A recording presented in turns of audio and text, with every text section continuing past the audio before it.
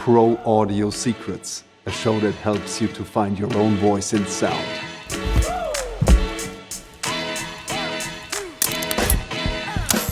There's so many mixers that don't like this, don't like that.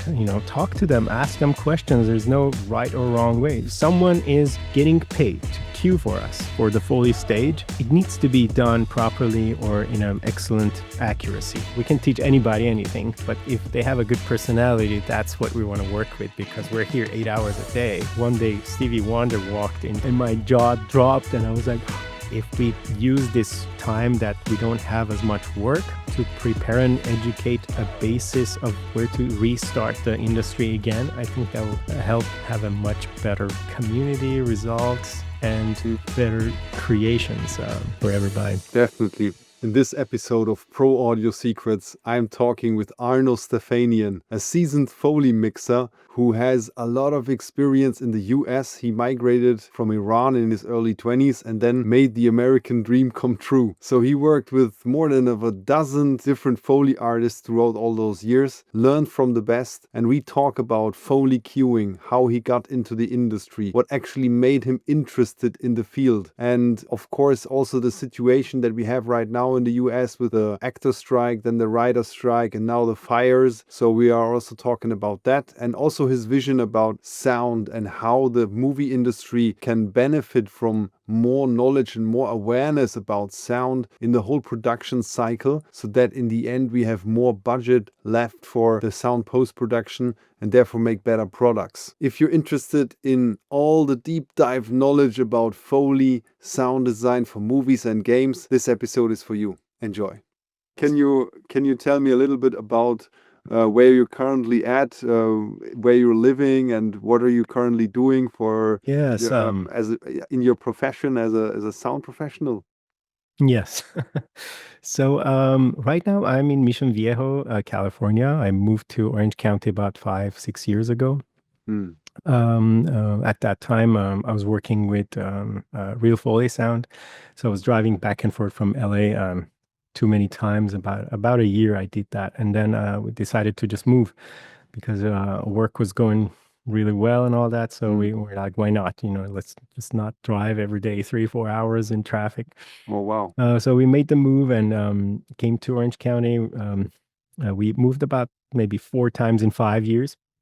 But finally settled in Mission Viejo. This is a great spot. We love the city and the schools in the area. The neighbors are, it's a nice area.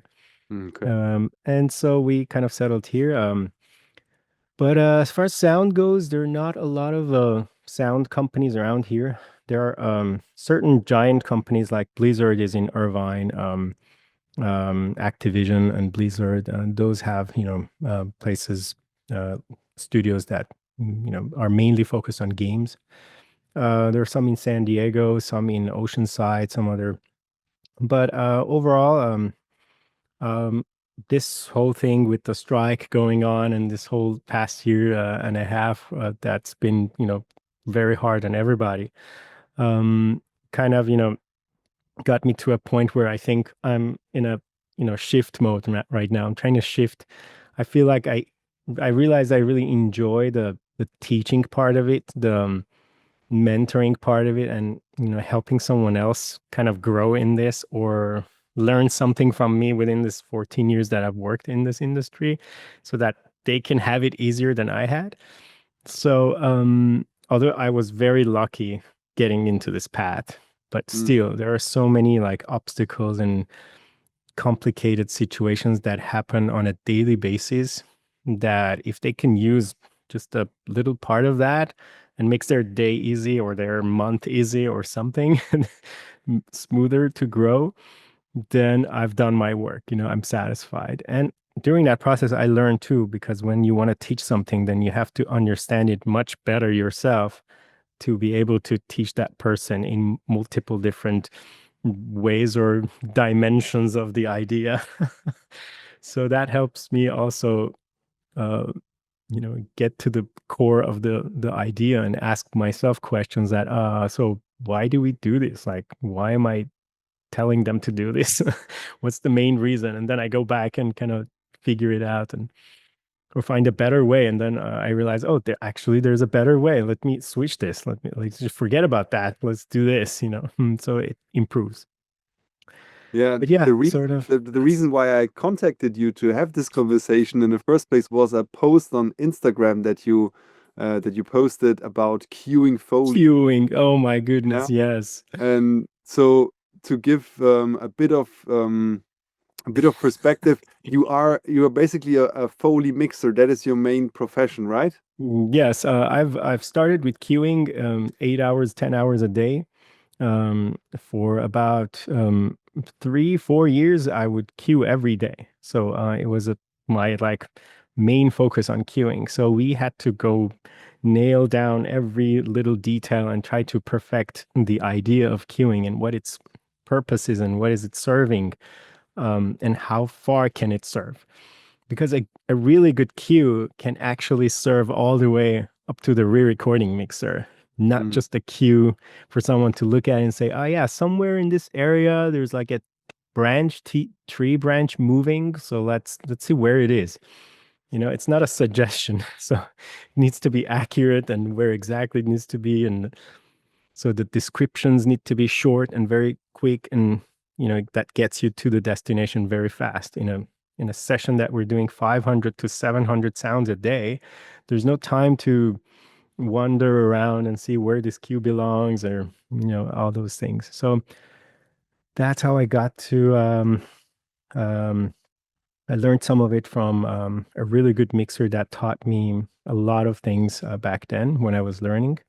He's a martial arts master. His name is mhm, Kyle Billingsley. He's not in the entertainment industry anymore, but he's teaching Pakwa in Burbank. He has a master, he's a master in Pakwa and teaches martial arts. But he was also a very good master in the post-production side. So he had the same kind of wisdom and knowledge when he was teaching me how to mix, how to cue. And, he put that seed in me that I understood, like, okay, this is how the mentality should be, not like, oh, just do it and send the session. So I always think about who's the next person that's getting my session? What do they like? What do they don't like? There's so many mixers that don't like this, don't like that. Talk to them, ask them questions. There's no right or wrong way. It's just different ways. But the accuracy of the session has to be always accurate. mm. There's no There's no discussion before, about there's that. no early or late. It needs to be Yeah. on the frame. Like that is different. But anything else in there, anything else, if you have someone cue a session, it better be accurate. And then it comes to all these other preferences where, okay, how track layouts should be, or how do they like it, or then there's also the standard of what people have created in this industry doing.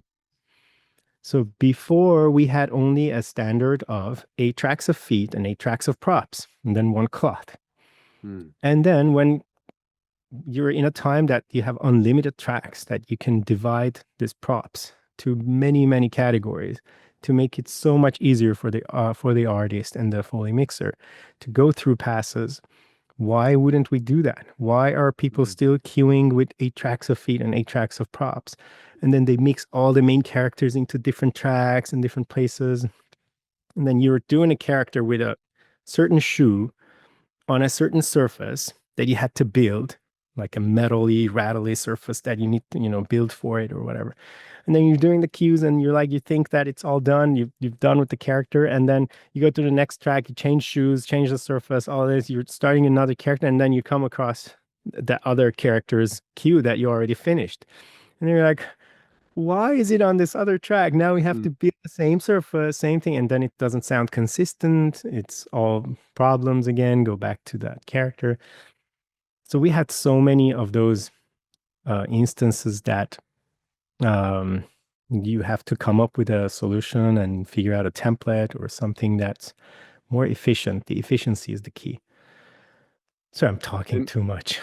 no, no, all good. I mean, it's really interesting because for me in Germany and basically in Europe, I can maybe to say that we don't use queuing too much with the Foley. We only use that Yes, in I heard ADR. that. I heard that they don't really use cues, right? They just go by, just do this scene, make sure you cover the Foley, and then Yeah, that's basically it. basically, We yes. just watch the scene and then we decide, okay, we do this, this, this, that's Mhm. important. And yeah, sometimes I do a cloth pass for a whole reel and then Yes. I do footsteps for the reel and then I do the props or I do the whole thing and then props in the end. It depends. Yes. Sometimes It will also make go your scene by life scene. so much easier if you have accurate cueing. It's like someone else has done the thinking for you. They put the placements, the surface changes. So, for example, when I cue someone that's going to walk on different surfaces from concrete to wood to grass to dirt or whatever, Hmm. I have the cue. And then every time the footstep goes like changes right on that frame where it goes to the next surface, I have to break the cue. I label it to grass, to wood. And there's a break mark that you see and you clearly see to wood, to grass. So there's no mistake on what surface is next. So first of all, that makes it easy for the recording, the mixer that's recording the Foley because they see all these surfaces. And if the Foley artist catches the surface change, so if it's some surface that's close to each other, and sometimes the artist can swap the space right there, like the surface, Mm. and if they catch it right on the spot, perfect. If they don't, you always have that cue. You can drag it down. And then if they don't catch it, you already know where to hit record and go back and record right away without messing time, without talking to each other, without thinking about anything. There's the cues right there. You just hit, tap to the cue and hit record, and you're ready to go in record for the next surface. It just doesn't waste time. That's And a huge advantage. yes, huge advantage. And when we work, we don't really communicate like verbally, but we both feel each other's like where we are and how we're going with the fast pace. So it becomes this mutual connection between the Foley artist and the mixer. If the cues are good, it even bonds that connection between you and the mixer. Then you don't even have to say anything. They know they have to do it again. You know, you have to go and record again. Just happens magically, just goes cue after cue after cue. And just, it's like a meditated session when it's good cueing. Mm. It's that important. But when it's not, it constantly you hiccup. They have to stop. Oh, you're like, the cue goes, you go beep, beep, beep. And you're ready to walk, and the character is just standing like that. You're like, where, who's this cue for then? What are we doing here? And then so I have to stop and then look to see where the character is moving, and then I'll go back and find the frame where the foot is going to be on that surface. Then go back and record again. And so if you have cues that are constantly like that, that's a no. That's a Mm. please re-cue the session again. So the whole queuing Um, process is an art of yes, itself. And it yes, also takes a lot of time, right? To queue a yes. whole movie.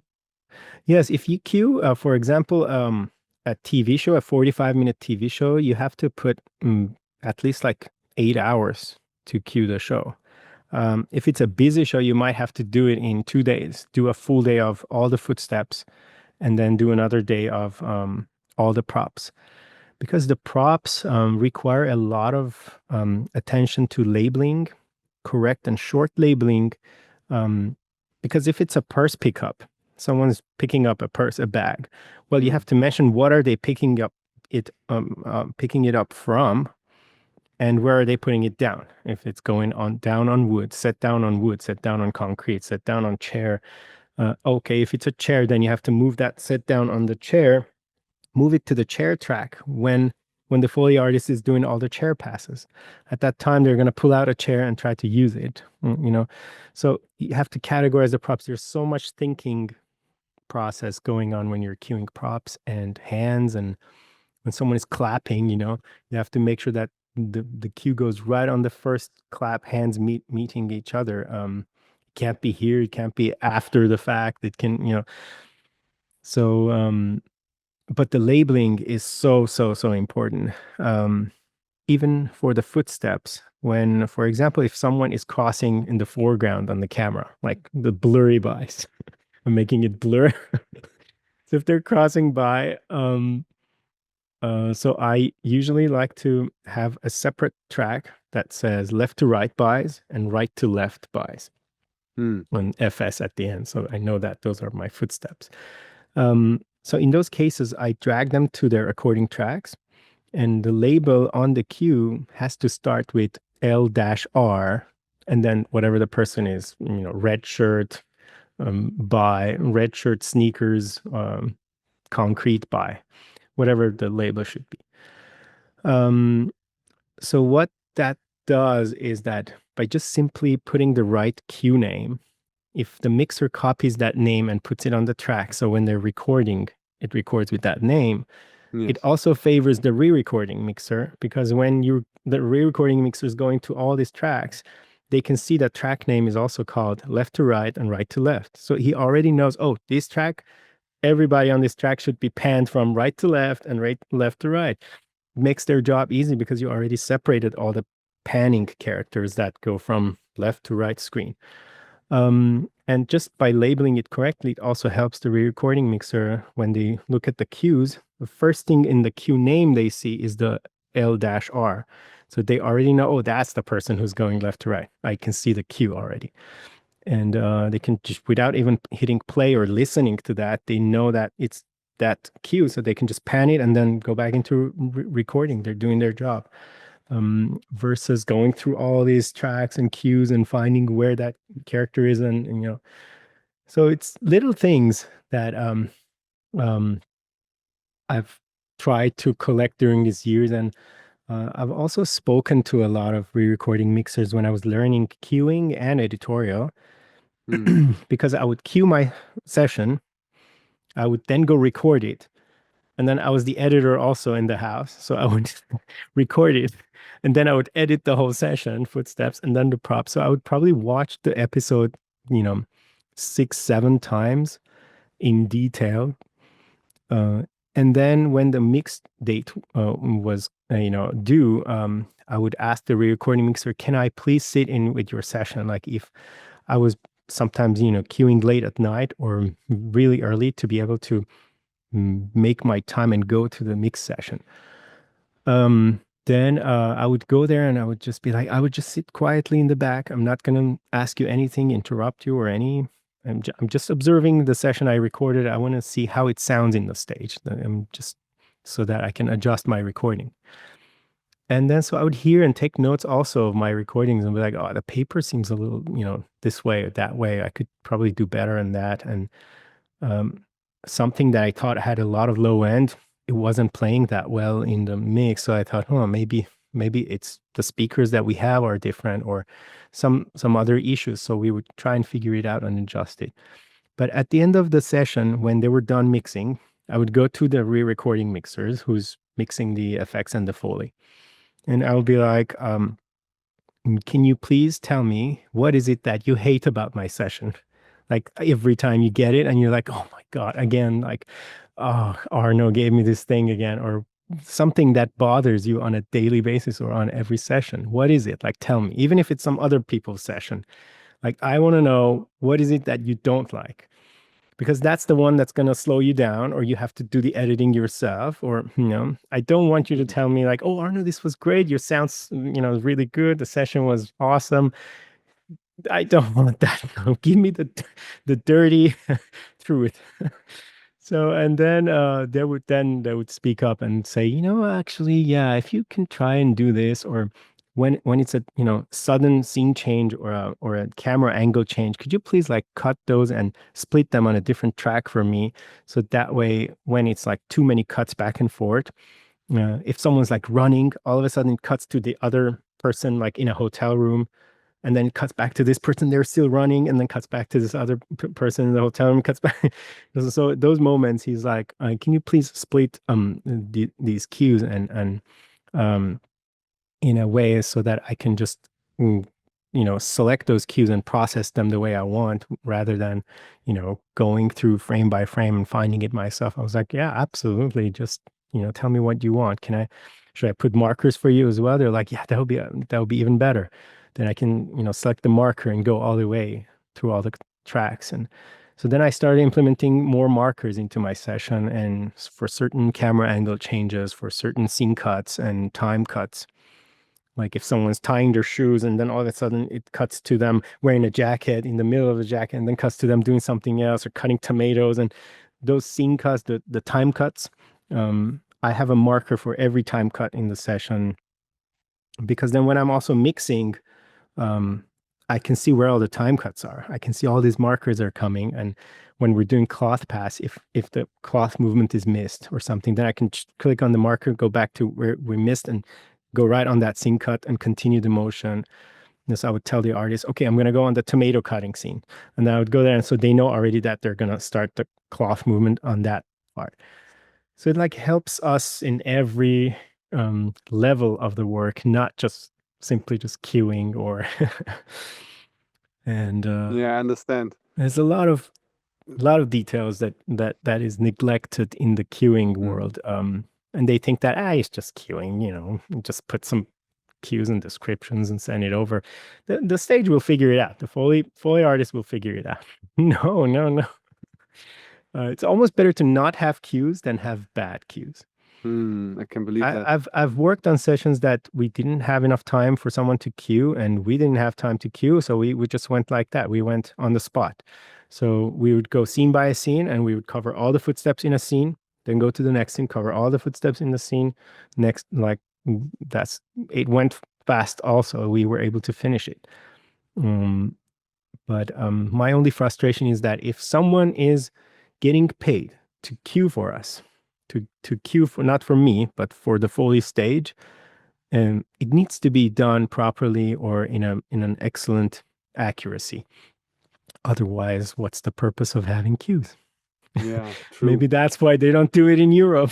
They're like, just forget about cues. We cannot find the people It's to do too it properly. I should one day send you a session with some really nice cues, and then Definitely, I would love have to you do have this you record some cues. I'm like, aha, with Eddie Q and Eddie Prompt. Then, or how do you do this? yes, yeah. Eddie Prompt is really a lifesaver, actually, Mm. because you can choose to have beeps or not have beeps or have only streamers, if you don't like to hear the beeps all day. I personally like to hear the beeps because it gives me a sense of rhythm. So I know exactly where the rhythm of the foot is going to start. For the streamers, it's a little bit of eyesight, and sometimes the artist is busy doing something. They're doing something, and then the mixer goes in record, and then so if it's only streamers, the artist is not going to notice that you went into record. But the beeps always kind of gets you to I'm getting ready. Yep, it's coming. so so I see. it also helps that way, so that if like the artist is preparing something and you're going into record for a hand together cue, then once they hear the first beep, they can just put that other prop down and then do a hand together for you until you're editing or fixing the cue or whatever. Then they can do whatever they're doing again. So it's all about what works best for your crew, for yourself. It's Mm. And not, yeah. it's all about the details. I think in general, audio post production is a lot about detail and listening Yes. closely and understanding what the story needs. Quick one. If you haven't subscribed to the channel yet, please do me the favor and do that now. It really helps us to grow the channel and the awareness and therefore the value we can put out to the sound community. Thanks for doing this, and let's get back to the episode. But having now all this information about you working 14 years already in the industry, mainly as a Foley mixer, and Yes. learned the craft from a now martial arts master who back then did post-production. Um, and then you queued for a long time, and then Yeah. even And then editing, went yes, too. went to the mixing stage, queuing at night or early mornings that you can make the time to be on the stage and learn even more. How did this Yeah. whole process start for you before you actually decided to go into this field of work? What was the story before that? Yeah. My first, actually, I thought to learn the audio engineering school and go to the, this whole thing and learn that was to my kind of, I was trying to get into the music industry, actually, Hmm. because I was a musician. I was like, I want to, record music, produce music. find new artists and try to record them. Kind of that was my idea of going into this industry. But then I soon realized that it was a changing time, and I soon realized that, almost everyone has a music studio at their house right now. Like, they're getting to that point, and it's getting so easy for everybody to have access to recording.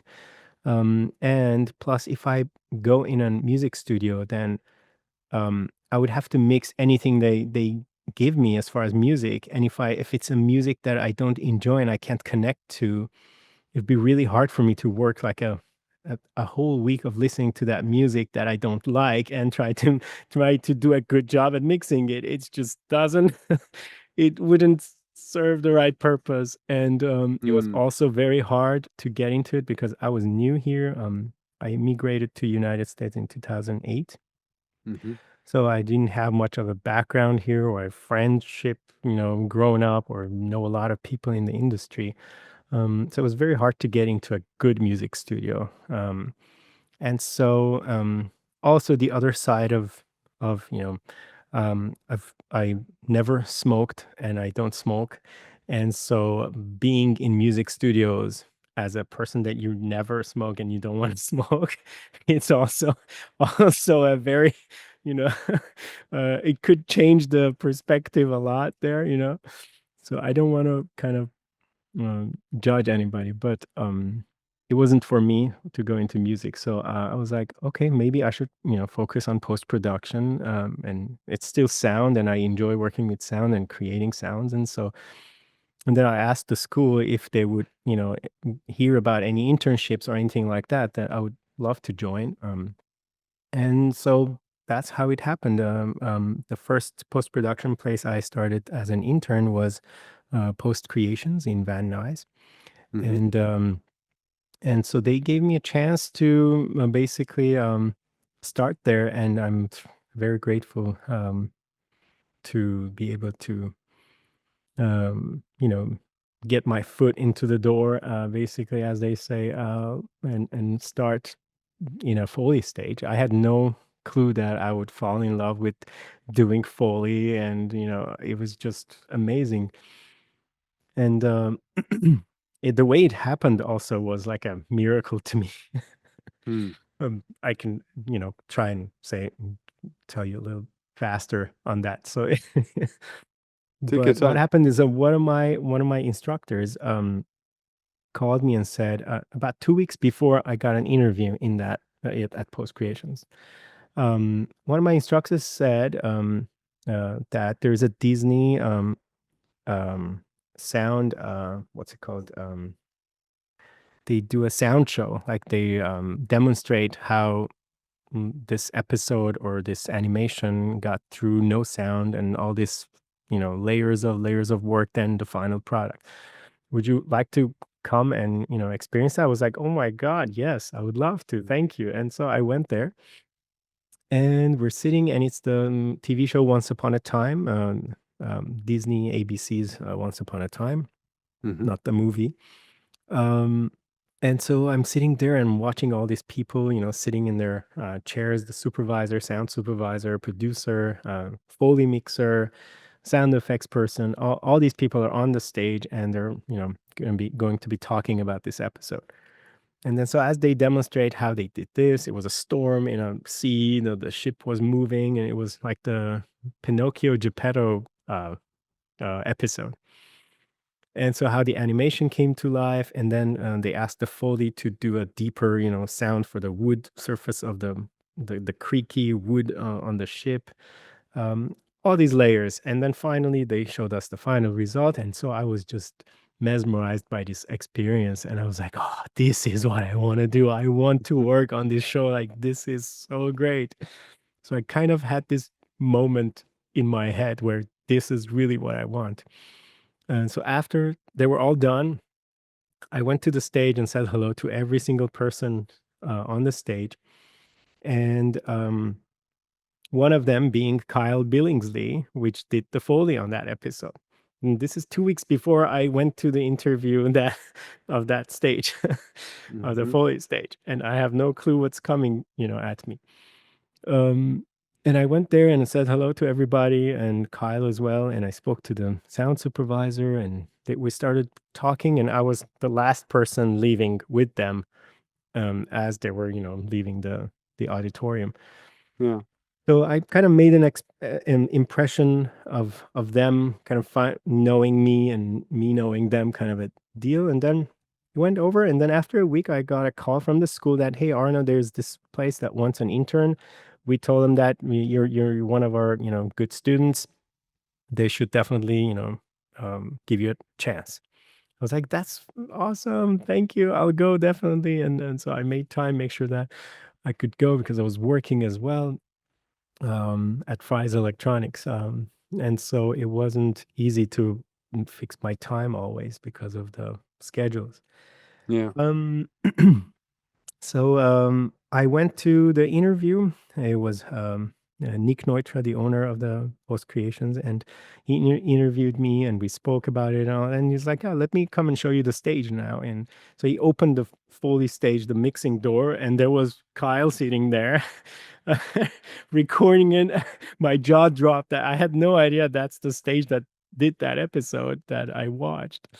And so I was like, "Oh my God, that's Kyle. You work here? You guys do the Foley of Once Upon a Time here?" And he was like, "Yeah, we did right here." I was like, "Oh my God, I saw you last week on the sound show." I was like, "Oh, okay, yeah, I remember you. It's this and that." And so it was a very interesting moment for me that I I was called to the place where I actually imagined myself working on that show. And so they interviewed about 15 or 17 people, but Kyle basically asked the owner to pick me as the intern. He said that he's more hungry to learn and he's more like eager and more excited to learn about this. He has that fire in him, the spark that wants to learn more. And I think we should go with him, and the personality is, what we're looking for. We can teach anybody anything, but if they have a good personality, that's what we want to work with because we're here 8 hours a day. It's not about exactly how much they know or what techniques they know or whatever, but more about that. So thanks to him, I got out, became the chosen one. Yeah. Cool. And then I started from there and learning all the craft, and it was very, very cool. And then the Foley artist over there was Noel Vogt. He's a very, very good detail Foley artist that I started to listening when I was queuing. So that was what I was listening to, which is very important for newcomers or people who are beginning into this art. I think the Foley taste is so important. Where you start, where the first Foley sounds you hear is very important for your taste of choices because sound is subjective. And some people say, "Oh yeah, that sounds better." And then you're like, "No, I think this sounds better." So there's already always a conflict between the sound choices. But if you start at a place or just sit in sessions that are professional Foley artists that are really good in what they do, then you would acquire the better taste of sound, better layering of sounds, and that way your ear gets used to what they're hearing, um, and you start to build up your own taste in sounding good. Um, because everyone hears differently. So what you hear from what I play is going to be a different take for you internally. So it helps to start somewhere that you can hear better, good quality sound, and then that way you learn. And then if you get another artist that it's not up to that level, you can immediately tell what their weaknesses are or what needs to be fixed or what area they need to adjust more. And then it's up to the Foley mixer to not speak in their own in their minds, in their heads, but just turn the translation into words and communicate with their artist. Sometimes they're like, "Yeah, it sounds a little bit cold." No, don't say cold or this and that or orange or triangle or square. Those are not sound terms.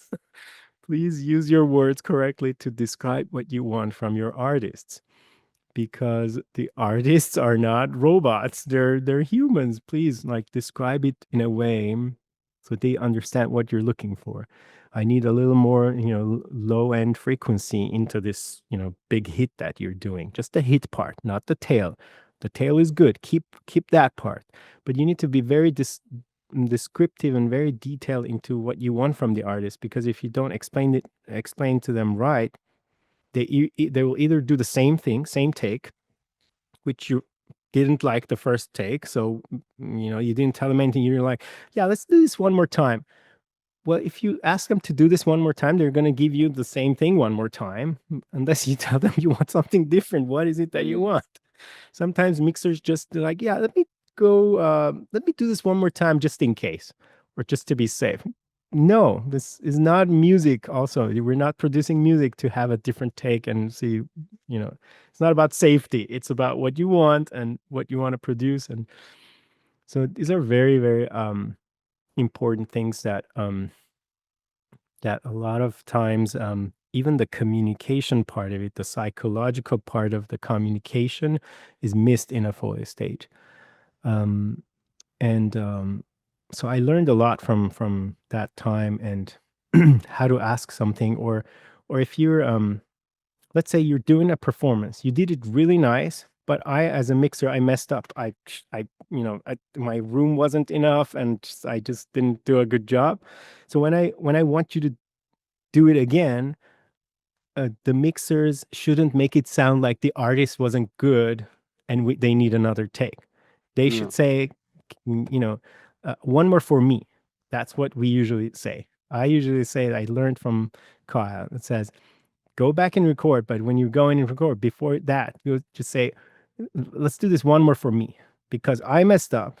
It's my fault. You did great. So you keep what you did. That was perfect. Don't change anything. It's for me, not for you. But then if you don't like what they did, then explain what they did wrong. So, or not wrong, but different. Yeah. There's nothing wrong with sound. It's just different.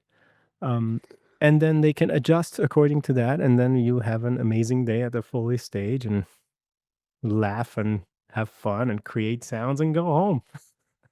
Yeah. It's No so drama needed.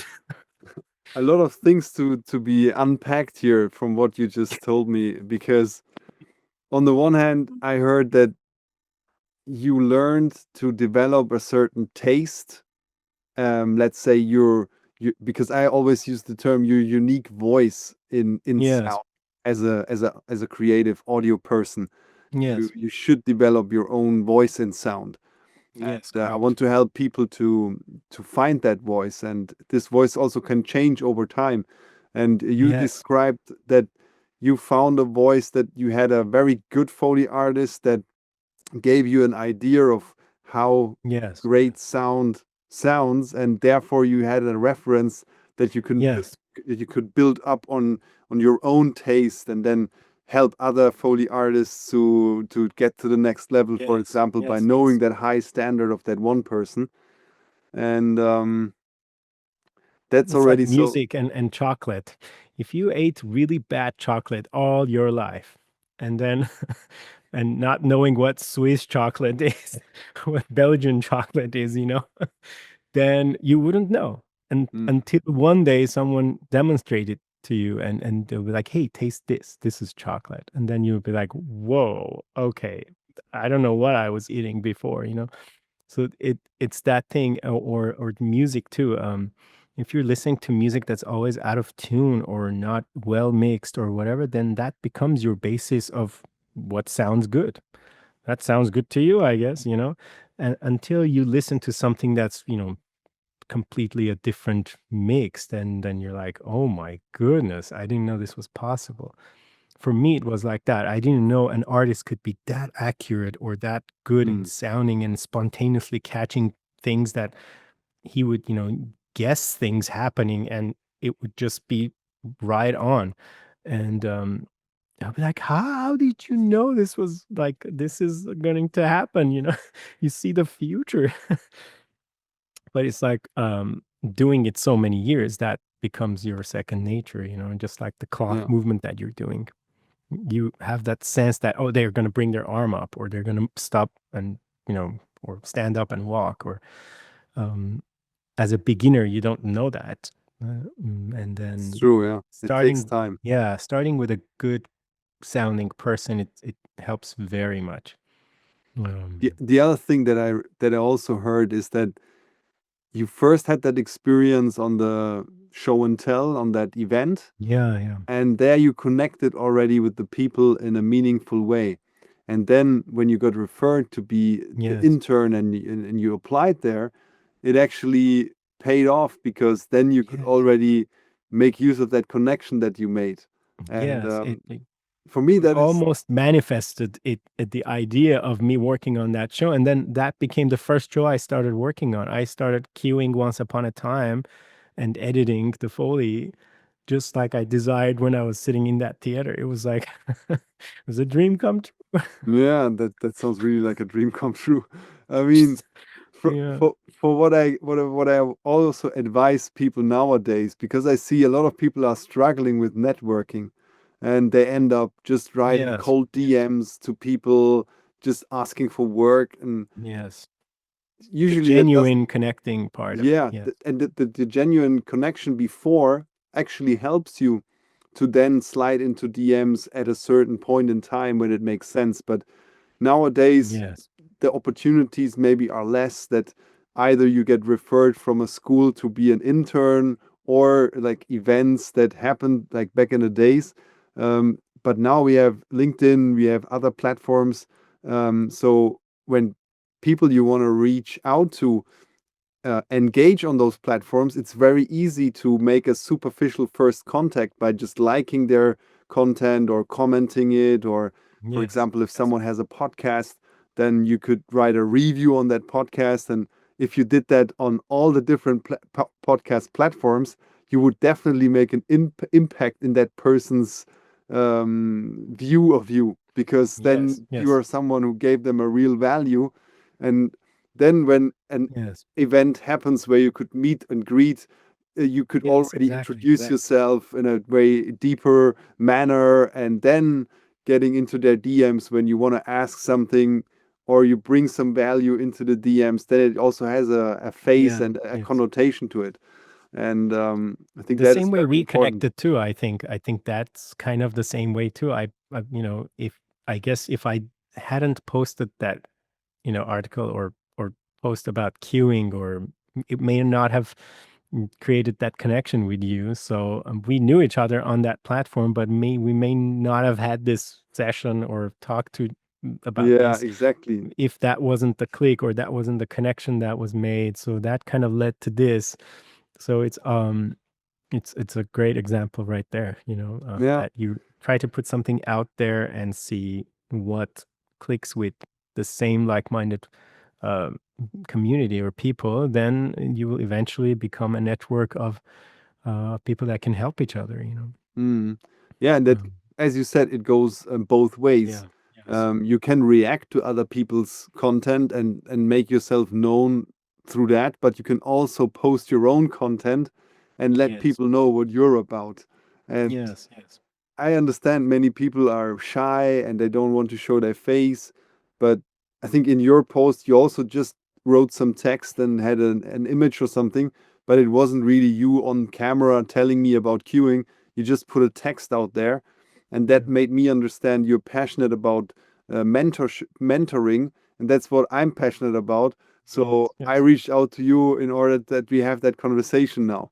Yes. It's And it's great. It goes both ways. Yes. Very, yeah. very correct. But the value has to be there. I mean, maybe I wouldn't have contacted you the way I did, haven't I had the podcast opportunity for you to give you something Yes. like, Mike, I Exactly. love That's what you that. do. Here's something I can offer. Maybe we can Yes. connect like that. And then it is a Yes. value that I bring right on to the conversation, so we can fast forward the whole introduction and make the introduction right now while we producing value for both of Yes. us. And Yes. so that is something I really urge people to think about. Like, what's the value you're bringing to the table, Yeah. and Yeah. what people are also would appreciate from you. And Yes. Yes. so, Thank you. ca- Yes. That's exactly. Can you give me a bit more context? You mentioned you were migrating to the US in 2008. So Yes. from where did you migrate, and So, how old have you been? Had you been there? yes. So I'm Armenian, but I was born in Iran. Hmm. And so I immigrated to the US in 2008 when I was 24, Hmm. 23 or 20 24. Yes. And then, I started working at Fry's Electronics. I was working there full time. And then after a couple of years, I decided to also study the sound engineering course, which back then was Video Symphony.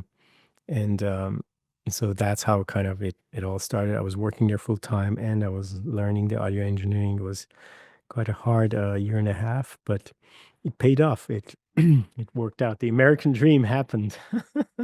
Yeah. It was fast, and not to mention that when I was at Fry's working, one day Stevie Wonder walked into Fry's Electronics, and it Hmm. was like a few months I was working at that store in Burbank, and my jaw dropped, and I was like, is this how America is? Like people like celebrities like this just walk in the store and like, is this normal? And they're like, oh my God, no, he never comes to this, store or whatever. This is the first time we've seen him. I couldn't hold. I was shaking from happiness. I didn't know what to do. Like he's my like hero in music and legend for me. And he's basically the cassette that I would put in my Walkman and put in my headphones uh, during the night and sleep with his music. That's that person that walked into the store. And here I am, and I was like, oh, I can't. I have to go talk to him. And then so they're like, no, no, no, don't bother him, don't bother him. I was like, I can't. I have to go. So I waited until he was like done with the cash register, and then I went closer and I said, Mr. Stevie Wonder, can I talk to you for a second? Can I hug you, please? And he turned and he's like, oh yeah, sure, absolutely. And then so he hugged me. Oh, I hugged him. I hugged him more than he hugged. But oh my God, the energy I got from that, it was like a spark of, I don't know, 20 lightning strikes in me. And I told him how much I loved his music and how much he affected me as a musician back in Iran. And there's so many, people that listen to his music over there as well. Um, and all of that, it was great. But then after he left, I couldn't. I was just like shaking from. I couldn't control my hands. I was like emotional, and I told my supervisor, "I'm so sorry. I have to clock out, and I'm leaving. I'm going home right now. I'm not going to be able to. You can fire me if you want, but I'm not going to stay in the store right now. This is a one time in my life thing happening." So I clocked out and ran out of the store and called my wife. I was like, "Hey, dude, I just met Stevie Wonder." He's like, "What?" So, So so it that was, was a lucky incident of meet your oh my heroes. Yeah. goodness, yes. Sometimes But that they end up also badly. was really torturous too, because every day I was looking at the entrance door waiting for him to walk in again. It never happened. But Amazing. it was such a So, beautiful experience. But yes, from Iran, I grew up there. It was a lot of limitations that we grew up with, especially with music as a musician. Music was kind of against religion there. You couldn't have concerts or programs, or musicians weren't allowed to play on TV, or there's no clubs or parties happening. It's just a sad, sad situation. And so that's how the was. And my family actually was the pioneer of the first music store in Iran from 1945. They all opened the right. first music store there, my dad's uncle. And so we had about more than 100,000 sheet music library and more than 4,500 records in LPs in the archive that we would basically serve the community there of musicians and all that. But then after the revolution, then everything changed and we had to just be low profile. We were just one of the few music stores in the country, and people would come from all over the country to buy books, music books, and methods from us because importing books were became illegal in the Mm. country. So we couldn't even bring more books from France, from London, from other Germany and other places, methods that we were ordering. We couldn't do that anymore.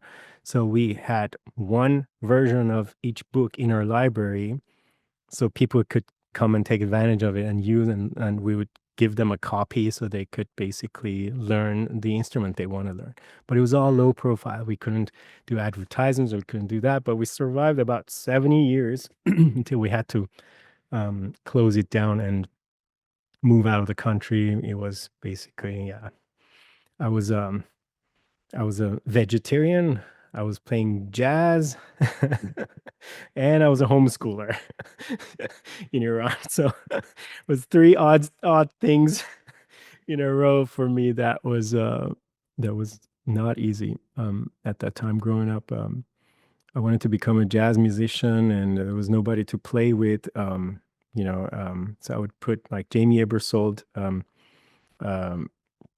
cassettes and CDs and stuff, and try to play with them because it was music minus one. It was like bass, piano, and drums.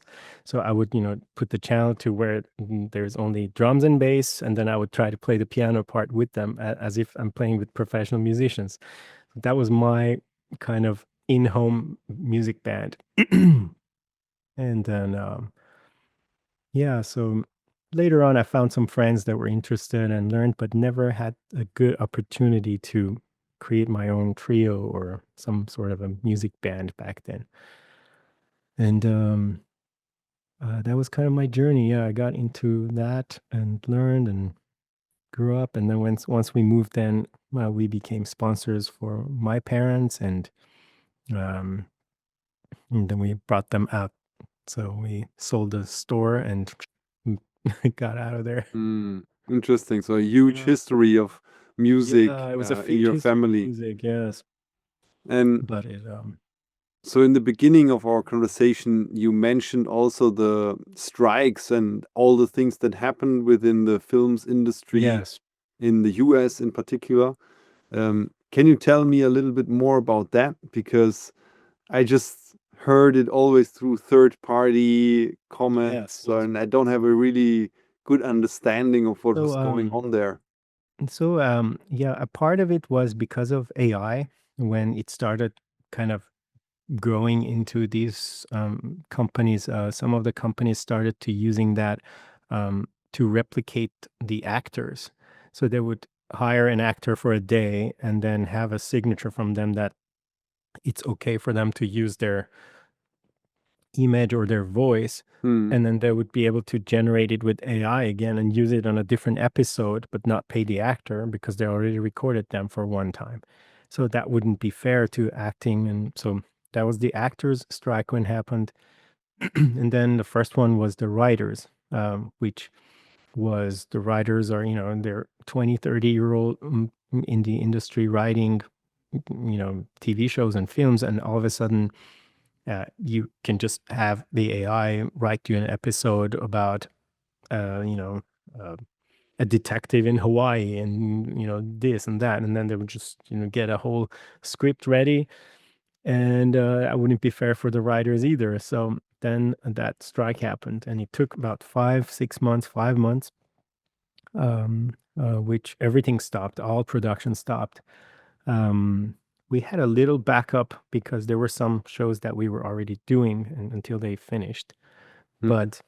But because there was no production at all for 5 6 months, then obviously even if they start there, it would take another few months for us to get the post production materials done. So and it took a lot more than that. We kept expecting that, oh yeah, next month it's going to be, it's going to start. Next month it's going to start, and once they Hmm. start, it's going to be so much work that we can't even, you know, uh, finish or whatever. So we kept waiting, kept waiting, kept waiting, and there's so much you can wait. Like you need to work, you need to do something. So I was trying to do anything I could, from driving Uber to working and doing other things. I remodeled a couple of kitchens, doing kitchen remodeling. I did so All right. whatever I could just to survive until the resume of the industry.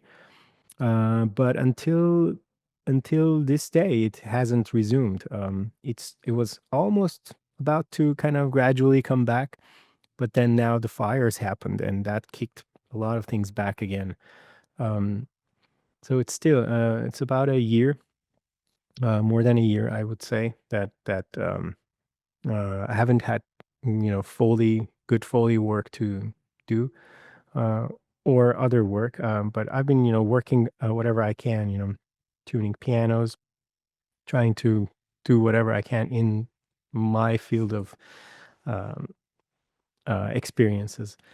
Um, but as far as the industry goes, I think it will take maybe another year. I Mhm. feel like it might take another year, um, because a lot of companies, big companies, and mm, you know um, production companies, they all started switching to outsource their work to other countries because they're not going to wait 6 months to figure out what the union says, or the rules change, or how much AI can they use, how much AI they can't use, or are they really going to comply to those rules, or who's going to check if they did or they didn't.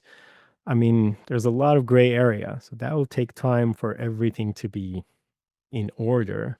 It's a chaos right now. So the companies, they're like, you know what? Don't worry about it. We can just hire other countries. Send it to Canada, Ukraine, other European countries, or Brazil, or whatever, um, that we can get the project done. It doesn't have to be in the U.S. So now, because that has happened, and there's a drastic, mm, um, cost difference. There's a huge cost difference.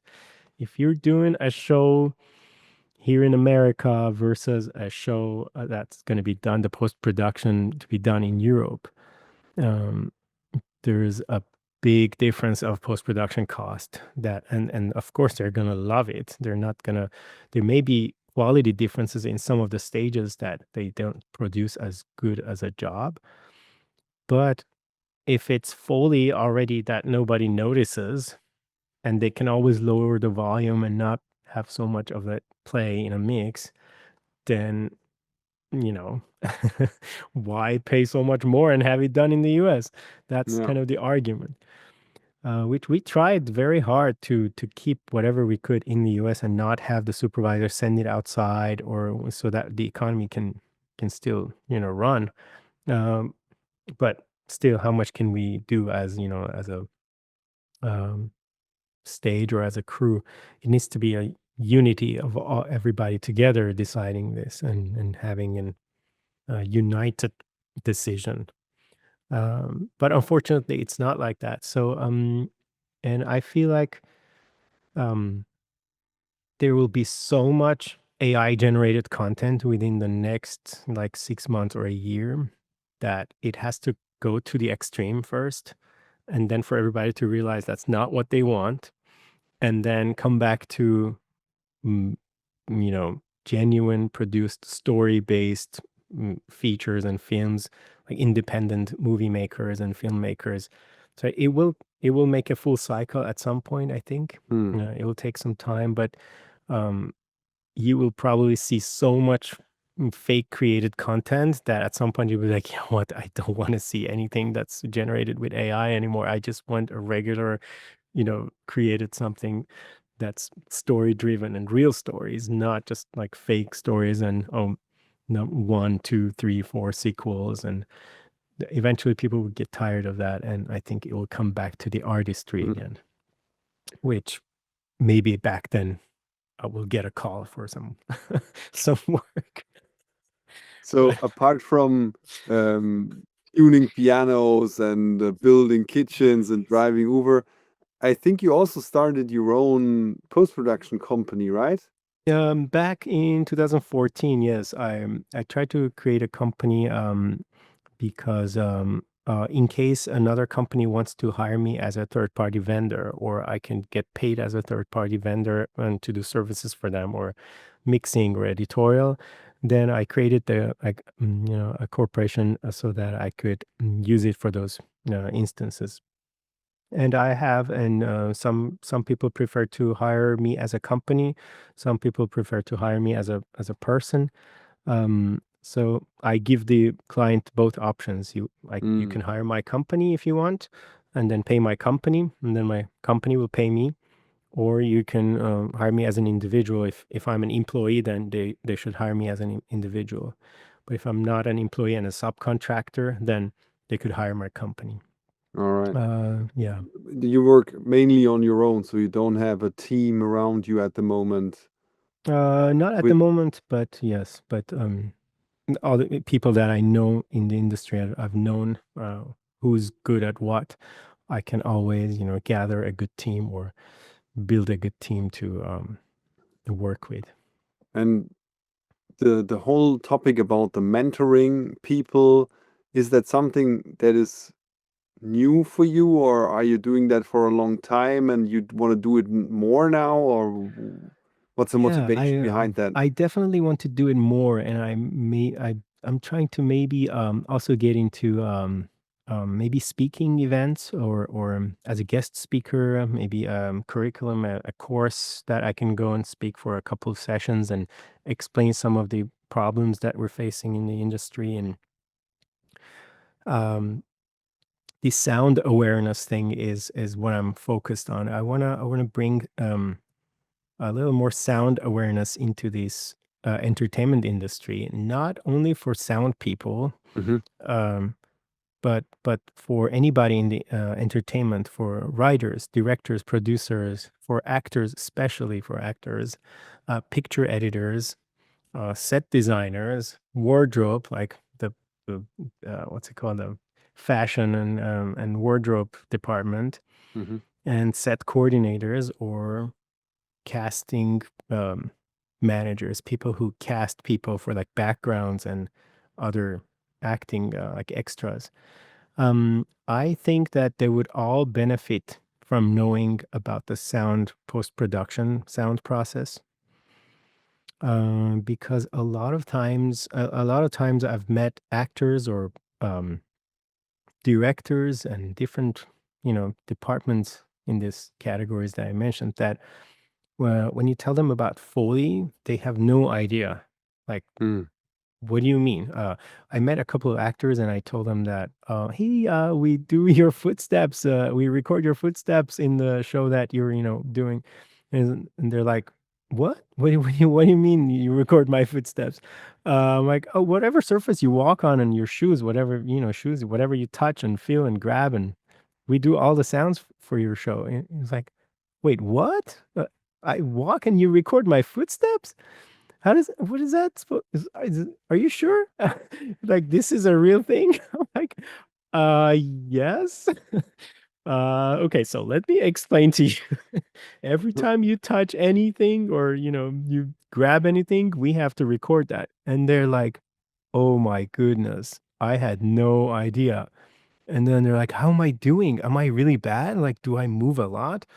And then they come to a realization that, oh, like, I guess I shouldn't be doing this a lot when I talk, or I shouldn't be like, uh, I shouldn't pick up a pen and start clicking when I'm acting because we've had that too. The actor kept clicking for the entire scene. They were like nervous. They're trying to show that they're nervous, but instead of showing it with their acting, they're picking up a pen and starting to click all the way through the scene. And I had to edit like 500 clicks in a scene to match that pen um, that was not a story driven prop.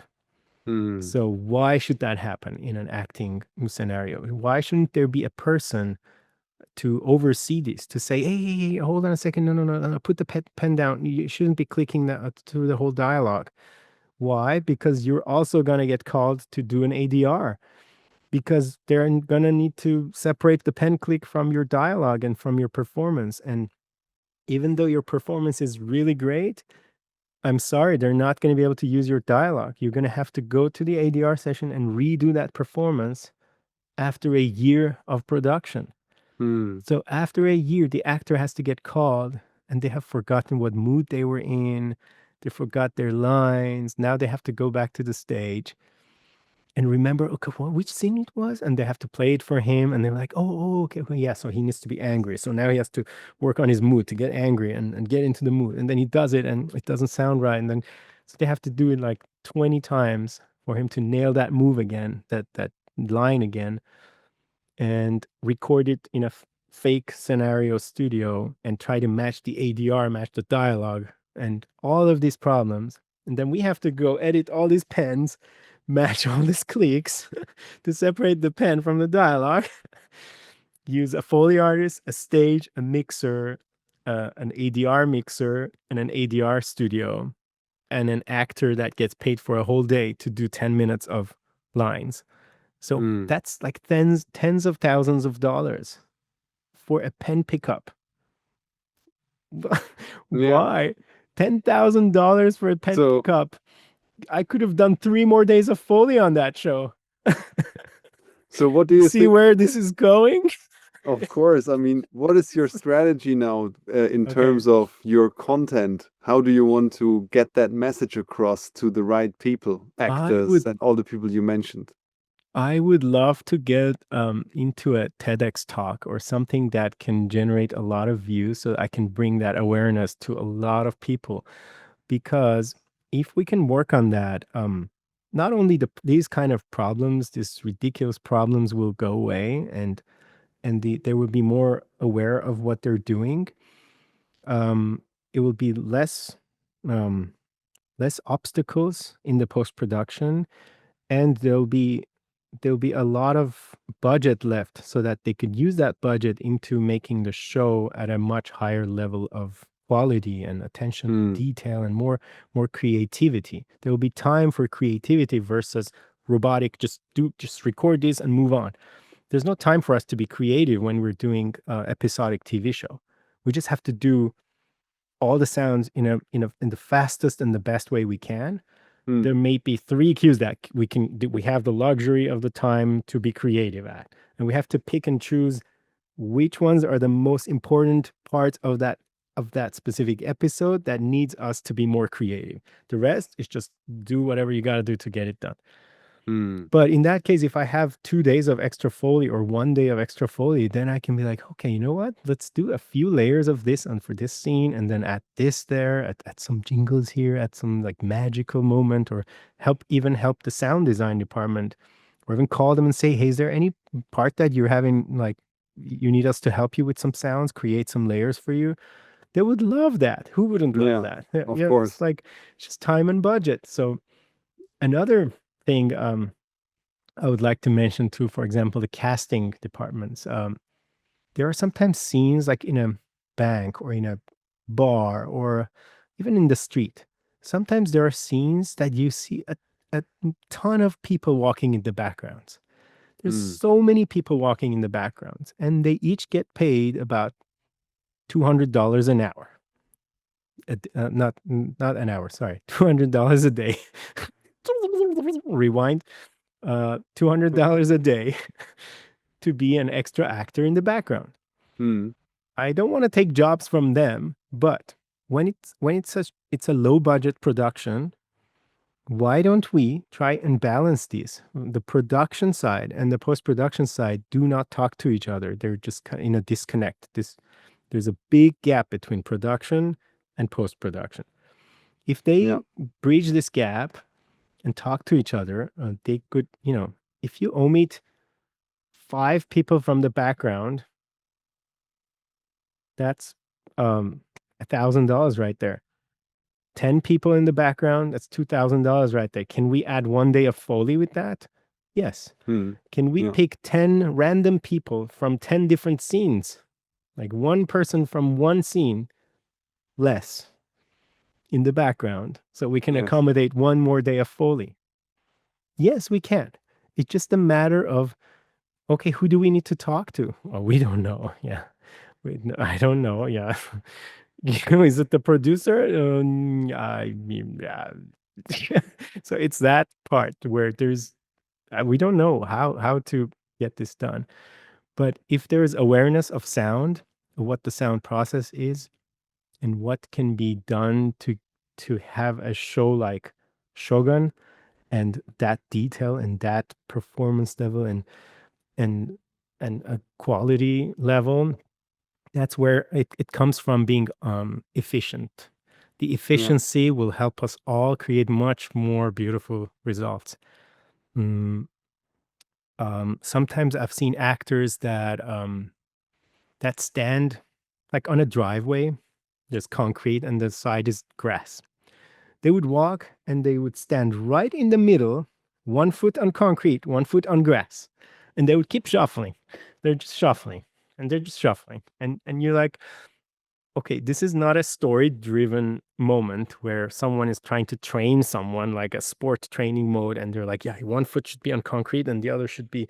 It's story based. Like, this is not a kung fu master training someone. yes. uh it's just someone making a mistake walking on both surfaces and they're shuffling. So just to cover those shuffles, we would have to one time record only 1 foot on grass, make sure to match we match all the sync on the grass, and then go another time, record the foot that's on concrete, match the foot that's on concrete. Yeah. And then the editor has to go and put all these things together and fill the gaps so there's no like dropping out of the sound. Do all this work just because the actor decided to stop there between the two surfaces. This is something that can be addressed during shooting and be like, yeah, don't stand on the two surfaces, please. Pick one, either grass or concrete. Just choose one. Just go either here or there. Just, but I don't know. Either they don't care or they don't know, which I'm putting my bet into they don't know. Hmm. There's no knowledge of sound being implemented into the creative thinking process of writers, producers, directors, set designers, wardrobe. Wardrobe is another one. Ooh, sometimes they give actors, they're four women walking with four high heels. Hmm. And you're like, okay, is there any other shoe we can give to these women that can be more interesting in rhythm and creating better, like different variations of sounds? If they're all wearing high heels, it's going to be all. It's like, you don't want to hear that four women walking in high heels. You could give them one a boot heel, the other one can have a flat shoe, the other one can have sneakers, and one can have high heels. And then as you're hearing these sounds, if the focus is on the person that's wearing the high heels, you could hear the rhythm with their walk and even with the sound know which one is talking. And then when it switches to the other person, it could be amplified for that person's sound and the other heel goes down. And so you can mix this very nicely to have beautiful sounding scenes versus just like, yeah, just give them high heels. Yeah, they should all wear high heels. Unless, yes, it's story driven again. I have no problem with that. If the whole purpose of them was to go to a shoe shop and they all need a high heel shoe, that's the story, and that they're going on a wedding and now they have to go and buy all four of them. They need to go buy high heels. Yes, that's story driven. I respect that. That has nothing to do with, well, the story is written that way. Okay, we'll honor the story, the director's vision, everything. That's fine. Yeah. But if it's not story driven, that's a problem. That's a cost. That's a huge cost, and it degrades the quality of the work versus helping it to be better. Or So, for example, necklaces. I think Yeah, you should definitely go ahead and do that TED talk. That would be a great value. I hope that that happens soon. But I on hope the so. other I hand, know. like in addition to that, you could also think about putting content out there where you just explain those things that you just explained in a short format version, maybe with some Yes. visuals as an example. Yeah, yeah. But I think it's very clear how you describe it, and also the examples are very vivid. So I would love to see more of that content coming from you, and Thank you. Thank you. and then I hope so. I'm preparing some things, some writing some things and preparing some things to be able to present it better. But yes, that's I think the challenge. No, because I'm more free right now. I'm able to do this and think about all of this and all that. If I was very busy working, 10, 12 hours a day, I wouldn't even be have the chance to do this. So this is a good thing that's happening. It's for a purpose. And I think if we use this, mm, you know, time that we don't have as much work, to prepare and educate a basis of where to restart the industry again, I think that will help have a much better, you know, community results and Mm, better creations for everybody. definitely. Yeah, yeah. So on another note, I would love to have you also on my Pro Audio Academy. If you want to do a masterclass about cueing Foley, that would also be amazing if we could have that Ooh. input. Um, I would because I'm love to. Thank you. Thank you. I have to we have to figure out how to do it so that it's most beneficial. Yes, of course. Yes, But yes, yes. we're in a good situation right now. We're Very in a good. beta testing phase. So Yes, therefore, yes. no one has real expectations, and we can just test things with real students that are willing to give us that Yes. leeway. And Yes. so therefore, Thank I you. would I appreciate that. Thank you. okay. That means a lot, I and it would be a pleasure to prepare something like that and get into the details of the queuing world. yeah, I would also love to learn In from a you in world that where regard. queuing. Get yourself into the Yes, ready. details. With Yes. having said that, I thank you so much for being part of Pro Audio Secrets podcast. It's Oh, thank you. amazing to get to know you and to hear your story, and again the passion behind it and the attention to detail. I really appreciate it. Thank Thank you. you. Thank you so much. And for your time as well and your passion. And you have really great, videos teaching and I really appreciate that. Every time I see something new, I was like, aha, that's a good one. Yes. If you Thanks. don't have this prop, use this prop or something, creative. Yeah. Yeah. So let's Um, use this conversation to just start our getting to know each other and collaborations for the future. Huh? Absolutely. Yes. Thank you so much. Thank you. Okay, Hope to thanks. have more of these sessions and we can break down more bad habits. All right. Thank you very much for watching up until the end. I hope you gained the knowledge that you were looking for. There are more videos like that for you, so feel free to watch another one. And if you have questions or feedback, put them in the comments. If you haven't subscribed, please do so. You can also reach me via DM on LinkedIn and on Instagram. And I'm always there for you to help you to get to the next level in your career. So feel free to reach out to me and then we can see what we can do together. Peace, the Foley teacher.